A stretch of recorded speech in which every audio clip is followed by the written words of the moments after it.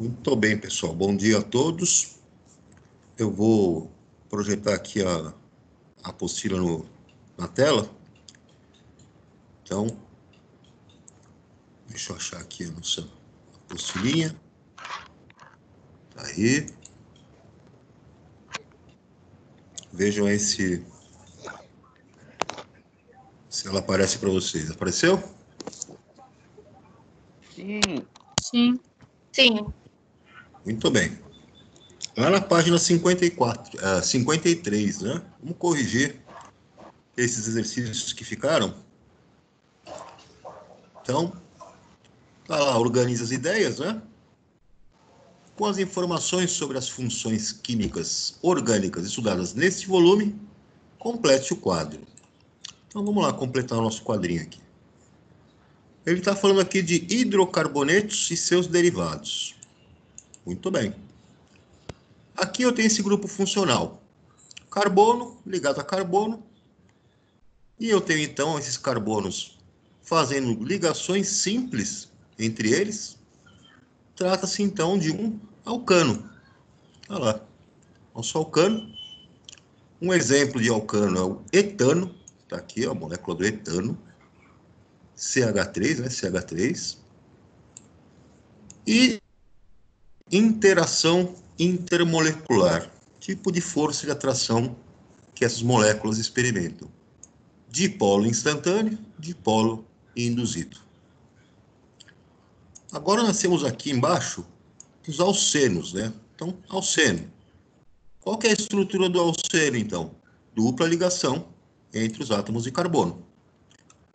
Um exemplo de um alceno, o propeno. Então, está aqui H3C, CH, CH2. Tipo de interação intermolecular. Dipolo instantâneo, dipolo induzido. Mais um hidrocarboneto aqui. Os alcinos. Então, alcino. Aqui o grupo funcional dele é carbono, fazendo tripla ligação com carbono. Um exemplo de um alcino, o but2-ino, está aqui, but2-ino, com 4 carbonos, but, no carbono 2 a tripla ligação, então 2-ino. Tipo de interação intermolecular, dipolo instantâneo, dipolo induzido. Agora os hidrocarbonetos aromáticos. E se é aromático, ele deve ter o anel benzênico, né? Está aqui o nosso anel benzênico, esse hexágono com 6 carbonos, e as duplas ligações, né, que são aqui entre os carbonos. Essas duplas ligações vão se alternando, né? Então, dupla ligação, simples ligação. Dupla ligação, simples ligação. Dupla ligação, simples ligação. Um exemplo de um hidrocarboneto aromático, o metilbenzeno, nome sistemático, né? Nome usual, tolueno. Então, eu tenho essa representação aqui do anel benzênico, né? Com as suas duplas ligações alternadas. E aqui eu tenho um grupo metil ligado diretamente ao anel benzênico. O tipo de força que atua intermolecular, dipolo instantâneo, dipolo induzido.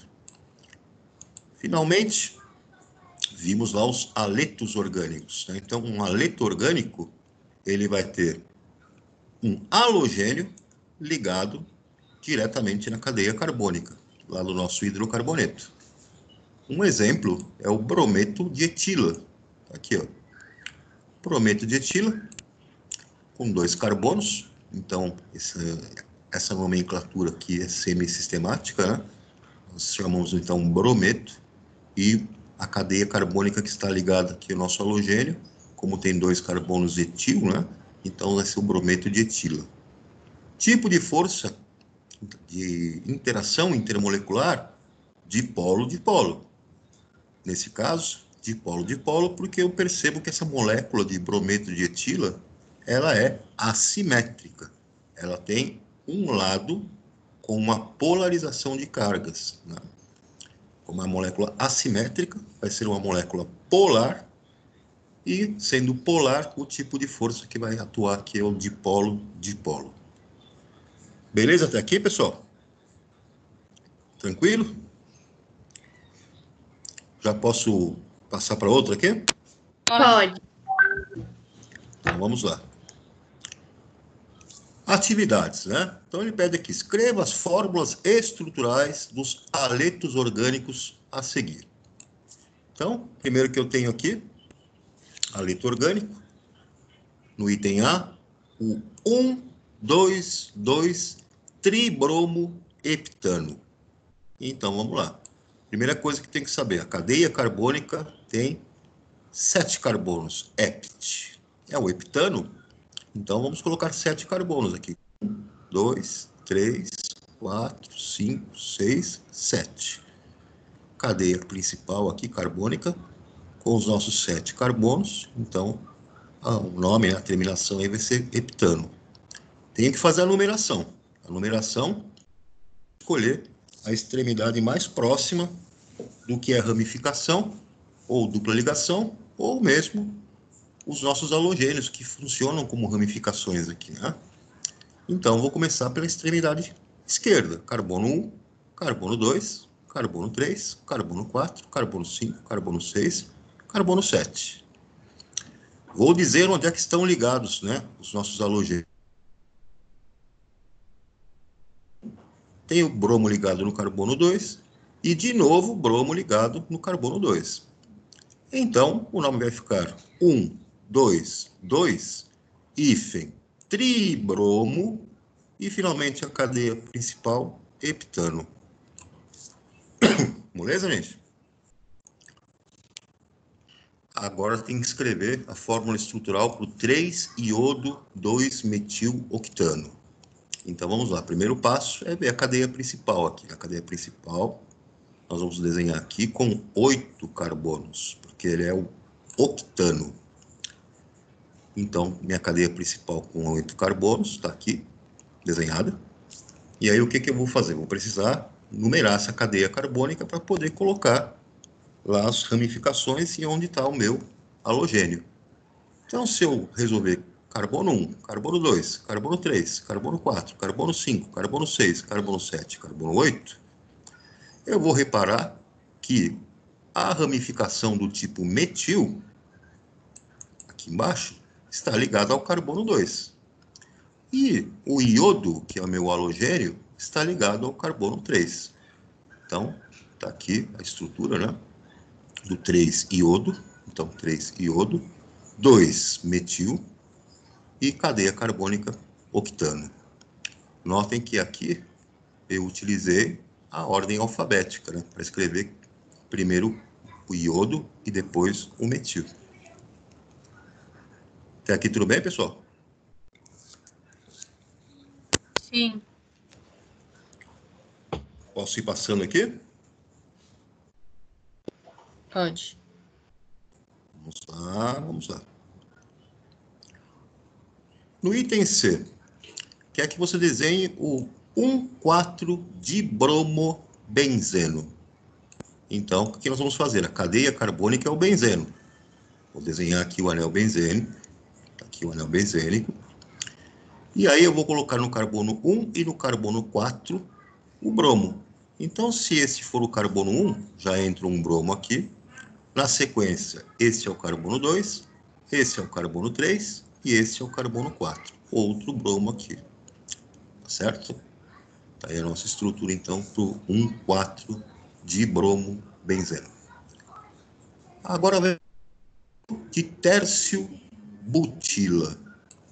Esse nome é um nome semissistemático, né? Então, tércio butila vai ser uma estrutura de cadeia carbônica que tem 4 carbonos e esse carbono terciário, que é o ligante.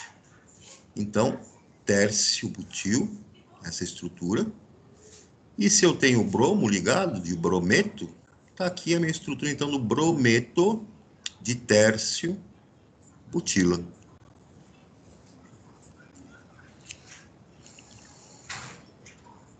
O item D, 3,3-dicloro-but-1-eno. Então, a minha cadeia carbônica deve ter 4 carbonos. Tá aqui os nossos 4 carbonos. Está me dizendo que no carbono 1 eu tenho uma dupla ligação. Então, vou considerar esse como sendo o carbono 1 e colocar a dupla ligação aqui. Se esse é o carbono 1, esse é o carbono 2, esse é o carbono 3 e esse é o carbono 4.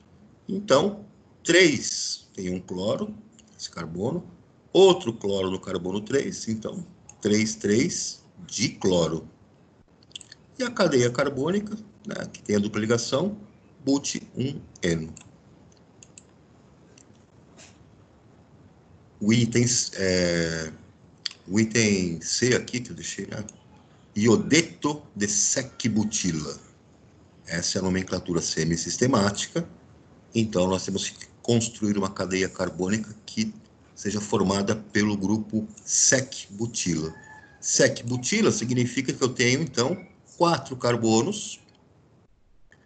E no carbono secundário, eu tenho aqui, ó, esse carbono secundário, o ligante, que vai ser o meu amiguinho iodo. Então, iodeto de sec-butila.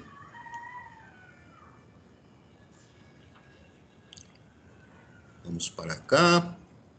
O item E. 1 cloro 2 iodo ciclopentano. Muito bem, então nós vamos ter que construir a cadeia carbônica do ciclopentano. Ciclopentano é uma cadeia fechada com 5 carbonos, formando aqui esse pentágono, né?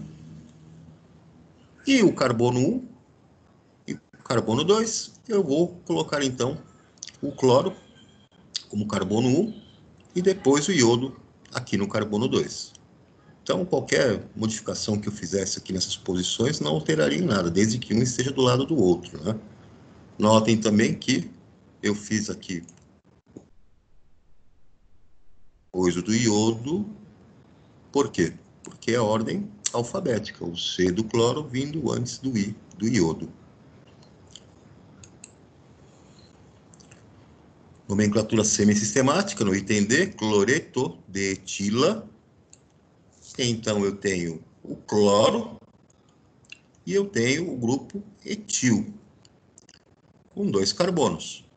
Então, fica essa estrutura, né? Uma estrutura bem simples, sendo de cloreto de etilo. Está aí a fórmula estrutural do nosso amiguinho. Vou descer um pouquinho mais. Aqui eu tenho no item F o 1, 2, 3, 4, 5, 6 hexaclorociclohexano.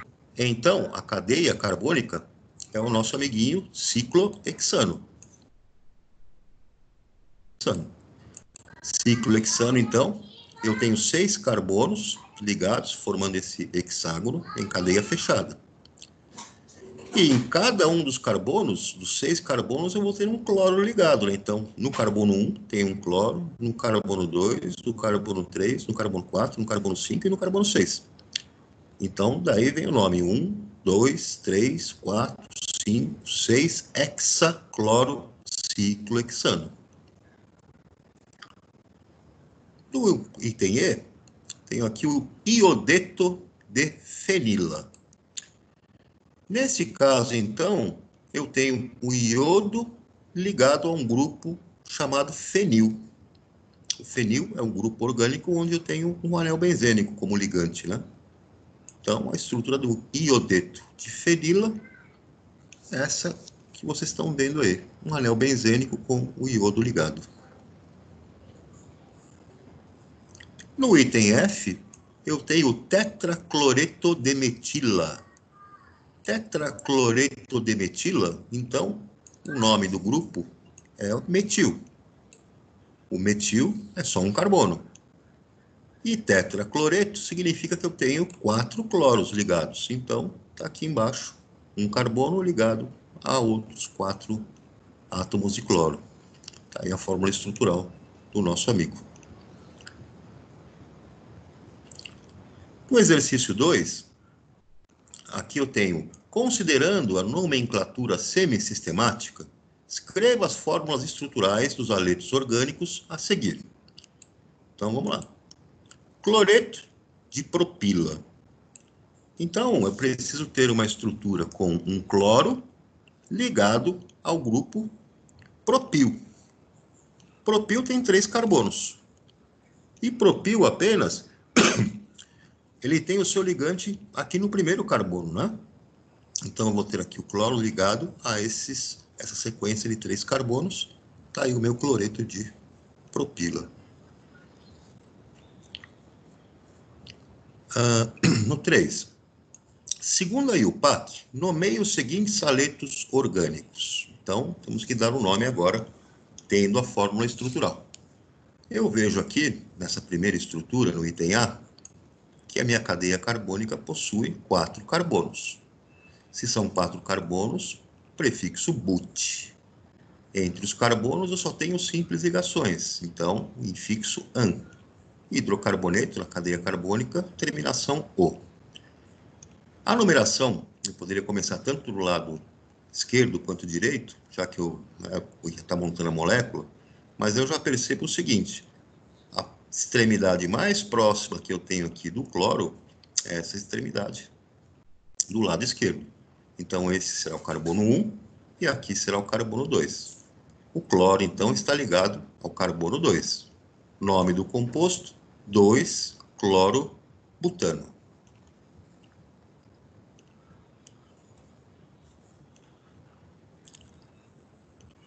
Aqui no item B, eu tenho esta estrutura.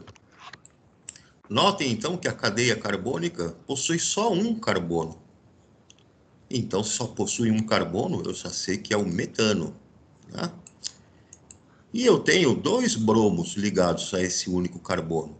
Então, o nome do composto fica dibromometano.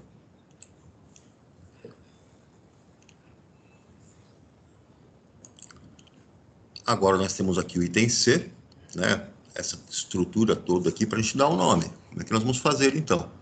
Primeiro passo, escolher a cadeia principal.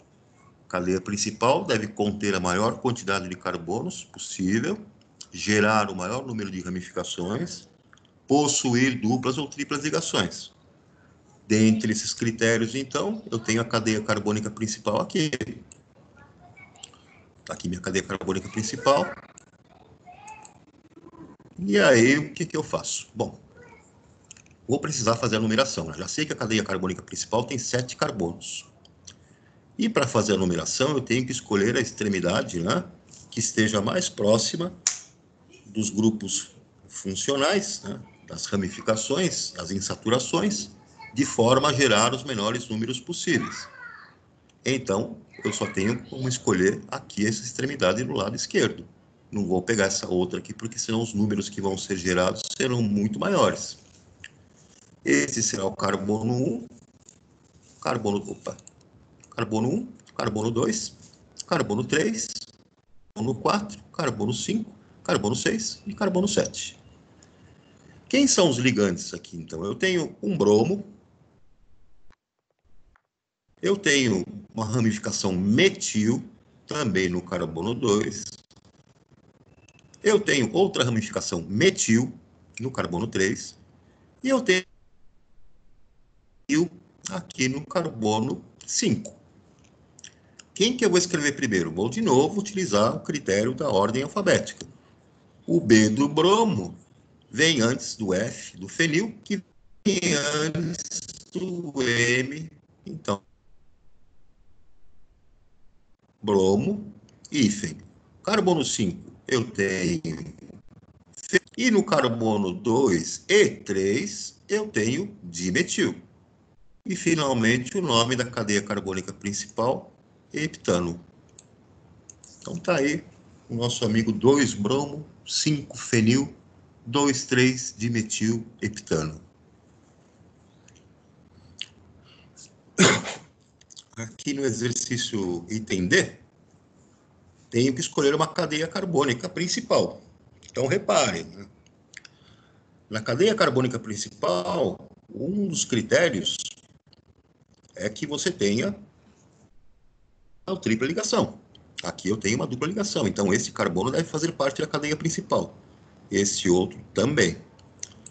Seguindo na cadeia que eu estou escolhendo, tem esse carbono, esse outro da dupla ligação.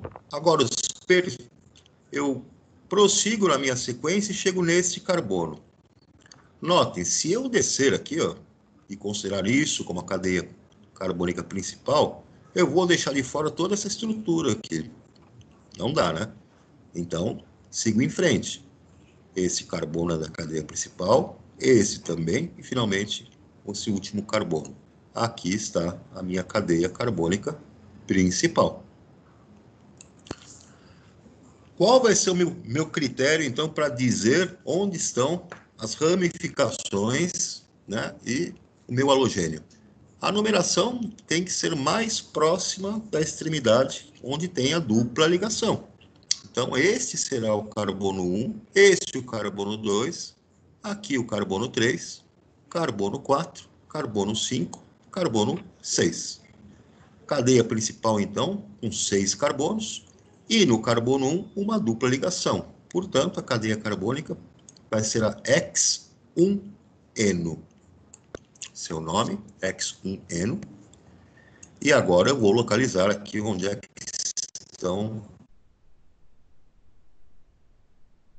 Tem, então, carbono 1, carbono 2. No carbono 3, eu tenho um etil. No carbono 4, eu tenho um grupo metil. E no carbono 5, eu tenho o iodo. Quem que eu vou escrever primeiro, então? Vou usar a ordem alfabética, né? O E de etil vem antes do I, do iodo, que vem antes do M de metil.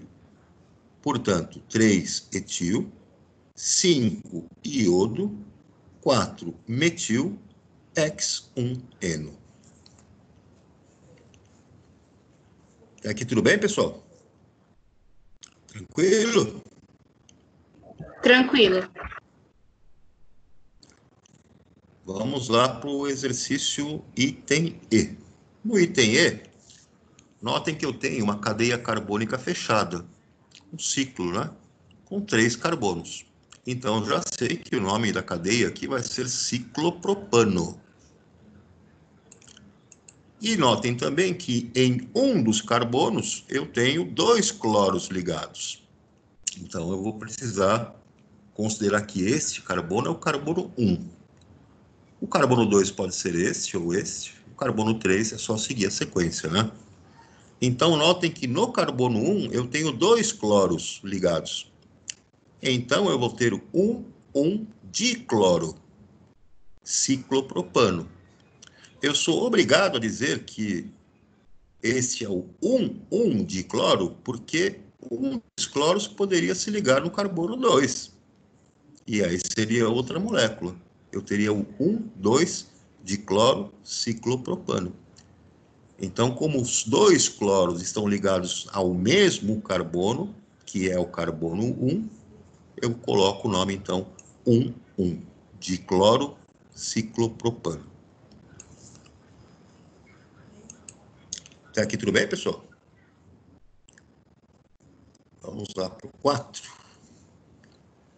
Então, está aqui no 4. No dia 29 de abril de 2015, durante uma manifestação na Praça Nossa Senhora da Salete, em Curitiba, Paraná, policiais militares fizeram uso de balas de borracha, spray de pimenta e bombas de gás lacrimogêneo para dispersar servidores da rede estadual de educação, que protestavam contra o projeto de reforma previdenciária, deixando centenas de pessoas feridas.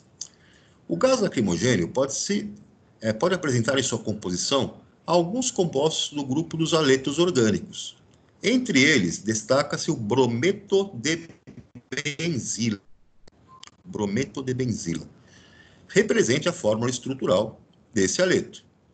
Bom, é um nome semi-sistemático aqui, né? Então, brometo vai ter um bromo, e esse bromo vai estar ligado a um grupo que é derivado do benzila, ou seja, do benzil. Quem é o benzil? É um grupo que tem um anel benzênico e um CH2 ligado a ele. Então, eu vou ligar o meu bromo ao benzil e eu vou ter esse haleto que se chama, então, brometo de benzila. Posso subir aqui, pessoal?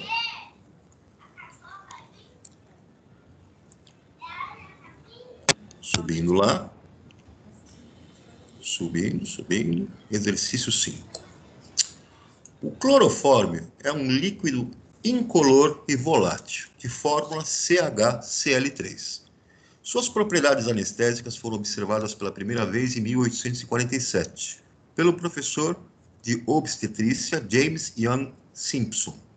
O médico provocou a primeira narcose em si mesmo e começou, a partir de então, né, a usar o clorofórmio em suas pacientes, para aliviar a dor do parto. Em virtude da sua toxidez, o uso clínico do clorofórmio foi abandonado após a descoberta de novos anestésicos. Sobre o clorofórmio, responda às questões. Qual é o seu nome conforme a nomenclatura oficial da IUPAC? Então, vejam, a fórmula dele, né, vou subir um pouquinho, CHCl3. Então, com um carbono na cadeia, trata-se lá do metano.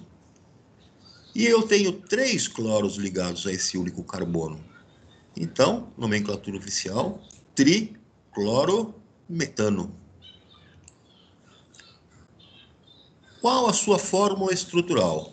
Então, ficou manjado, né? Aqui eu tenho um carbono na cadeia, esse carbono fazendo as suas 4 ligações, liga-se a um cloro, a outro cloro, ao terceiro cloro e, finalmente, a ligação aqui com esse hidrogênio, para completar a estrutura. Vamos adiante. Aqui, 6.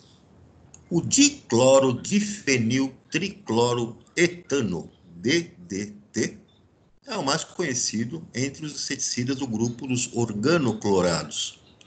Durante a Segunda Guerra Mundial, foi utilizado para a prevenção de tifo em soldados. Sabendo que a fórmula estrutural do DDT é esta aqui, que ele apresenta, né? Qual a sua fórmula molecular? Então, você vai ter que contar, né, quantos carbonos, quantos hidrogênios e quantos cloros você tem nessa estrutura. Então, se você contar a quantidade de carbonos, aqui eu tenho 6 carbonos, nesse outro anel benzênico mais 6 carbonos, eu tenho aqui um outro carbono terciário, aqui eu tenho um outro carbono. Portanto, total de carbonos, 14. Eu vou lembrar que o anel benzênico, nessa forma estrutural, tem hidrogênio aqui, tem hidrogênio nesse outro vértice com hidrogênio nesse outro vértice. Aqui eu vou ter um outro hidrogênio, os hidrogênios do vértice desse outro anel benzênico, e na contagem de hidrogênios, então, eu vou chegar em 9. E cloros, né? Tenho 5 cloros, 1, 2, 3, 4, 5. Portanto, fórmula molecular C14H9Cl5.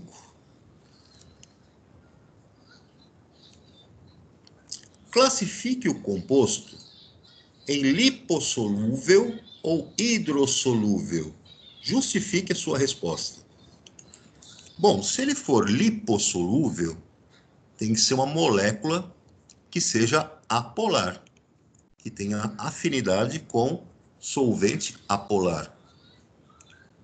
E para a molécula ser apolar,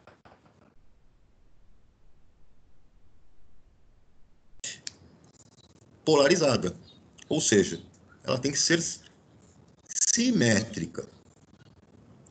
Se nós olharmos aqui para essa estrutura, nós percebemos que existe uma certa simetria, né?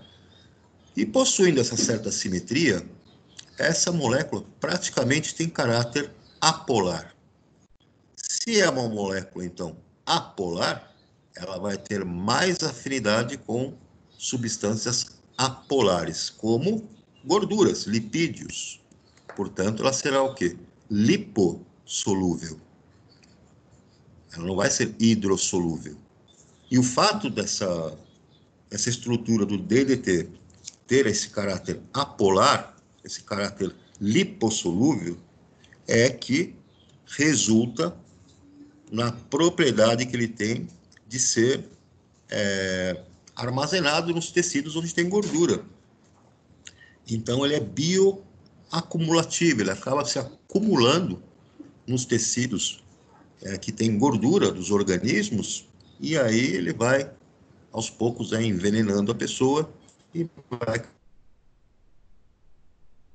aí de todo tipo, desde carcinogênicos até problemas renais, problemas no fígado, diversos tipos de órgãos importantes do organismo, né?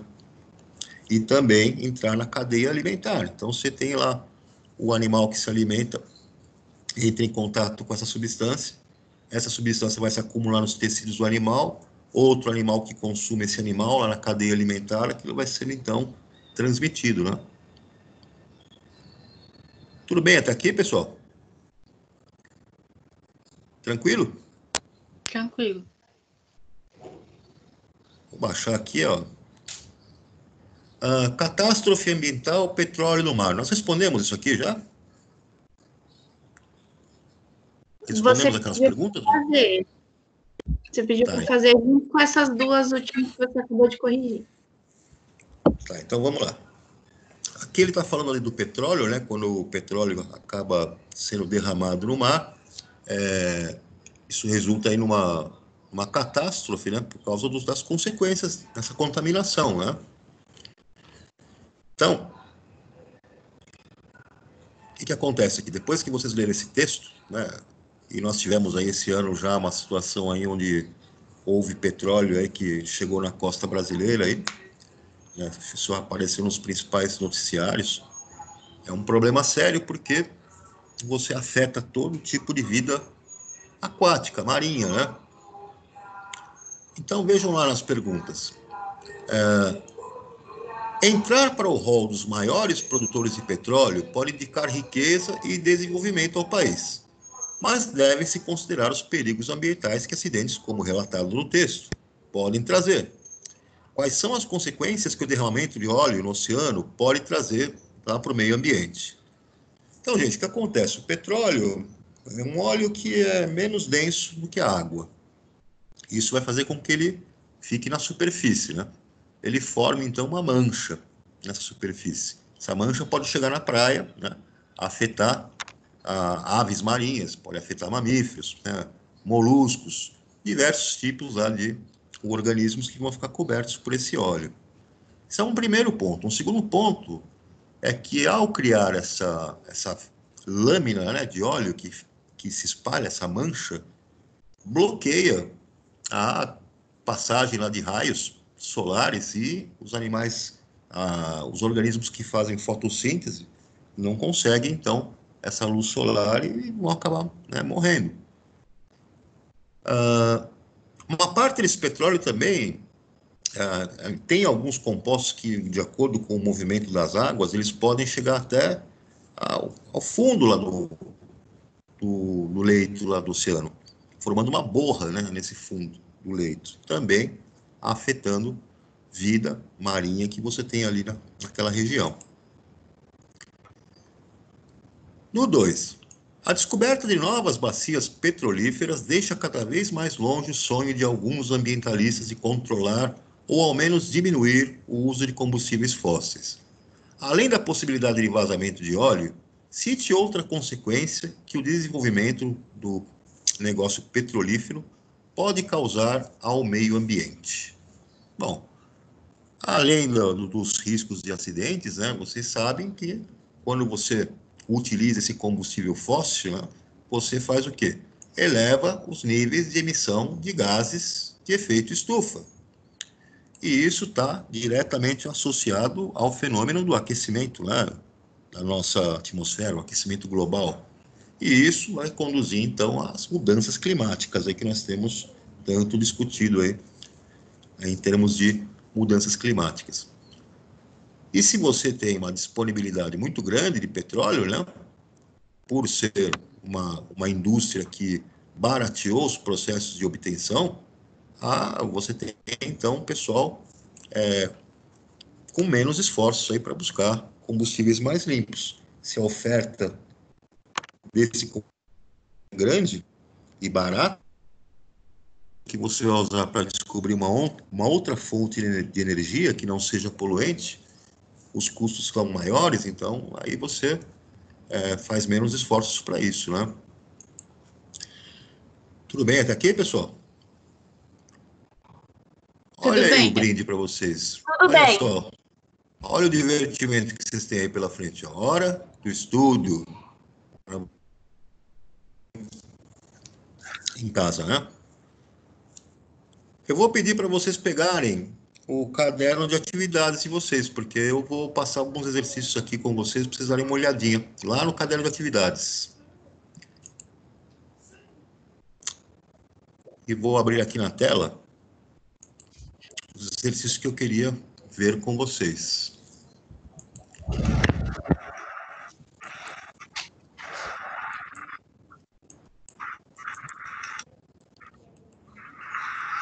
É só um instantinho que eu vou abrir aqui o caderno de atividades na...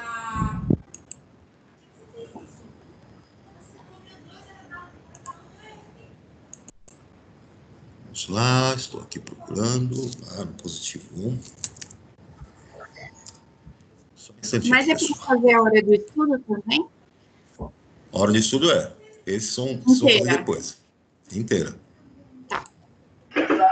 Tá bom. Era só um instantinho. Esse positivo 1 aqui tá na manivela. Sempre esteve, né? É. Não aguenta, né? Fica sobrecarregado. Tinha melhorado, mas agora voltou a travar. É porque entrou na época de prova, tá todo mundo entrando. Ah, o pessoal tá fazendo prova, tá fazendo atividade ali, o negócio trava. Conseguiram pegar aí o livro de atividades, pessoal? Sim.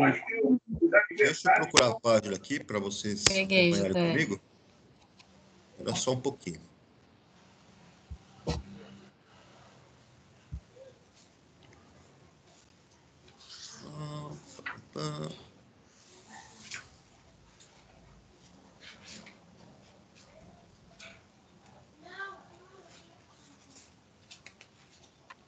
Só um instante, que a manivela aqui tá difícil.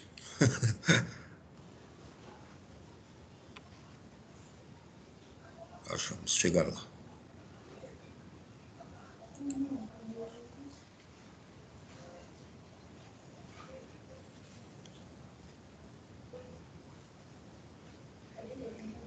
JR, você sabe até que horas a escola fica aberta? Olha, eu não sei dizer para você agora como é que tá a situação lá, porque com as aulas suspensas, né? Ficava aberto lá até a parte da noite, lá, a pessoa que fazia faculdade. Horas agora. Eu acho que deve ser isso, deve ser até umas 6 horas, né? Que o pessoal do administrativo. 18, né? Ah, tá, obrigada. Porque não tem ficado mais ninguém lá, só o pessoal do administrativo. Viu? Eu vou abrir aqui para vocês, pessoal. Espera um pouquinho, achei aqui. Deixa eu compartilhar a tela. Aqui. Ver se dá para enxergar aí. E aí, deu para enxergar? Sim. Muito bem, deixa eu passar aqui.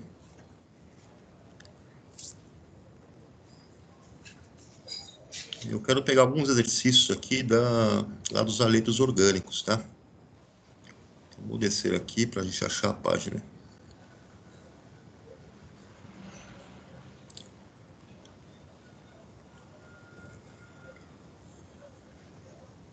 É na 27. Estamos chegando lá, aqui. Tá lá, então.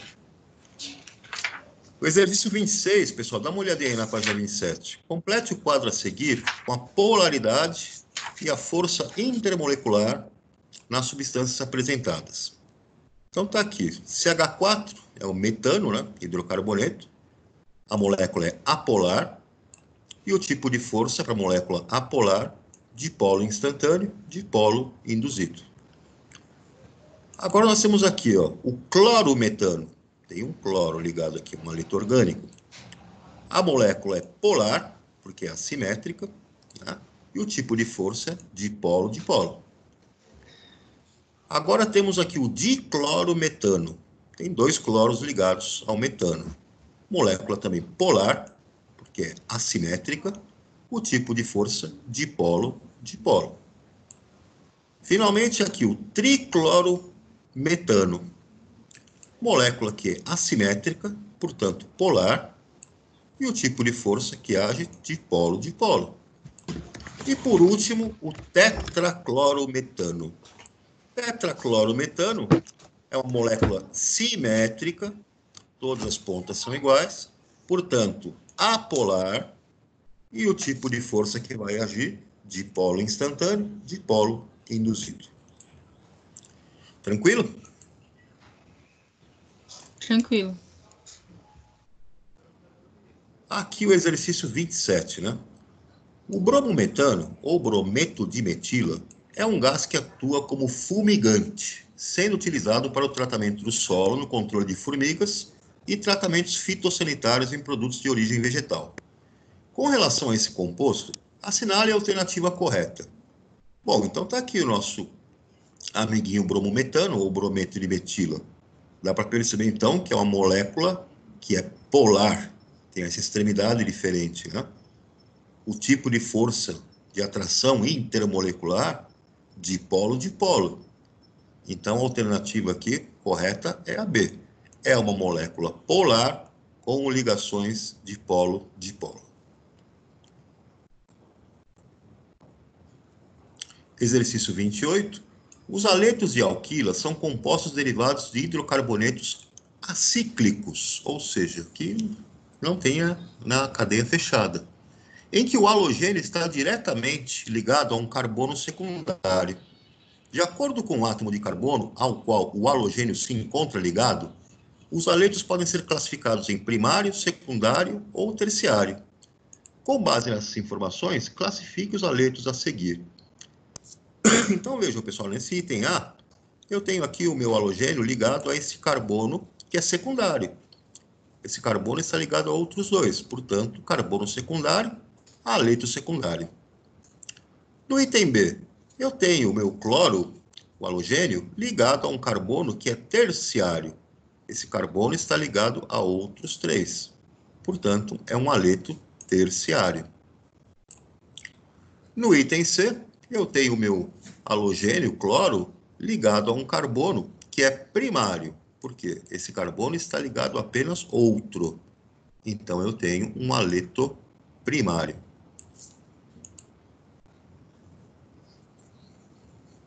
Aqui na página 29, exercício 29, hein? Os compostos orgânicos clorometano, diclorometano, clorofórmio e tetracloreto de carbono são utilizados como solventes não inflamáveis em laboratório de indústrias. Dessa forma, representa uma grande vantagem, visto que a maioria dos solventes orgânicos são inflamáveis. Suas fórmulas químicas são, respectivamente. Bom, clorometano tem só um cloro ligado ao carbono do metano, né? Diclorometano terão dois cloros. Clorofórmio é um nome usual de batismo dado para o triclorometano. E tetracloreto de carbono é um nome semissistemático que se dá para o tetraclorometano. Então, as fórmulas estão aqui, ó. O clorometano, CH3Cl, o diclorometano, CH2Cl2, o clorofórmio, ou triclorometano, CHCl3, e o tetracloreto de carbono, CCl4. A alternativa, portanto, B, de bola. Posso passar aqui, pessoal?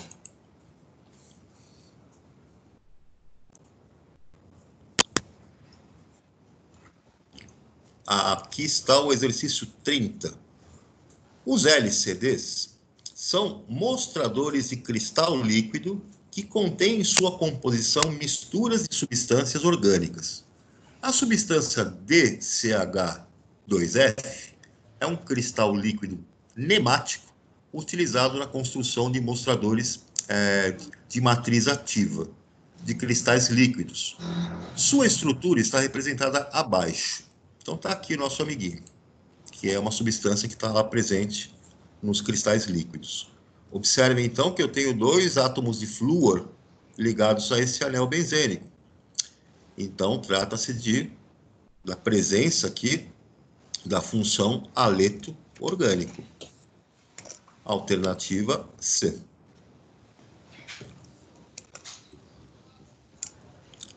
Aqui vem o exercício 31, ele está falando do BHC. O BHC, então, Programa Paranaense de Recolhimento de Agrotóxico Perigoso, reuniu mais de 1 milhão de quilos do produto que foi incinerado. Então, eles incineraram nosso amiguinho aqui, BHC, que era um inseticida organoclorado, né, um pesticida, na verdade, muito utilizado aí no passado. Ele fala que o BHC é o hexaclorociclohexano. É um composto químico criado em 1825, muito usado para matar piolhos e pulgas durante a Segunda Guerra. Sobre esse composto, indique a sua fórmula estrutural. Pessoal, tem um erro aqui, não tem? Estão vendo aqui? Qual que é o erro aqui? Isso aqui é o benzeno. Esse cara aqui é o hexaclorobenzeno e não o hexaclorociclohexano. Então, o que vocês vão desenhar aí na resposta disso aqui? Vocês vão fazer o ciclohexano. O ciclohexano é simplesmente um hexágono, e nesse hexágono vocês vão colocar em cada um dos vértices um átomo de cloro. Nós estamos lidando com ciclohexano e não com benzeno. No então, caso, aqui, esse não gabarito... tem a bolinha do meio, né? Exatamente. Vocês vão reproduzir esse desenho, mas não vão colocar a bolinha aqui dentro, porque se você coloca a bolinha aqui dentro, isso está se referindo a benzeno e não a ciclohexano. São dois compostos diferentes, tá? Tá bom. E aí, dê a sua nomenclatura oficial. Então, a nomenclatura oficial será o quê? A cadeia carbônica é uma cadeia fechada, né, do ciclohexeno. Aqui, ó, esquece esse negócio que também está errado, isso aqui, né? O nome desse carinha, então, correto, do inseticida que ele estava falando lá em cima, é 1, 2, 3, 4, 5, 6 hexaclorociclohexano. Então, vou repetir, o nome desse composto correto é 1, 2, 3, 4, 5, 6 hexaclorociclohexano. E aí você vai contar os carbonos e os cloros presentes na estrutura, você vai chegar à conclusão que é o nosso amigo.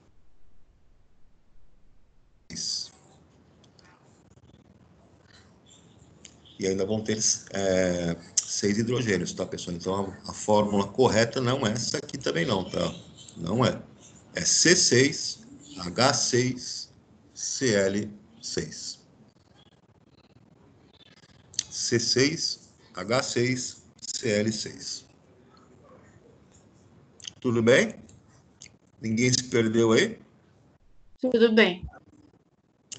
Acabou a apostilinha aqui?